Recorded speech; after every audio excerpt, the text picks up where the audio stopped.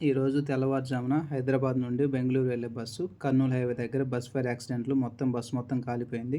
అందులో 20 మందికి పైగా యాక్సిడెంట్లో చనిపోయారు. మిగతా వాళ్ళు సేఫ్గా ఉన్నారు.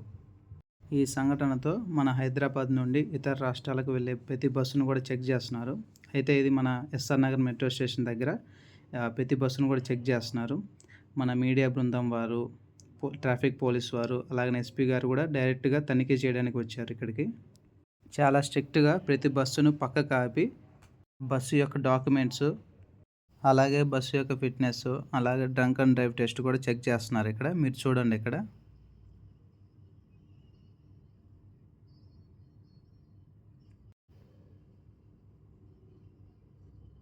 అయితే ఇక్కడ ఒక బస్సు సరిగ్గా డాక్యుమెంట్స్ లేవని లేదా ఇతర కారణాల వల్లతో ఆ బస్సు పక్కకు తీశారు.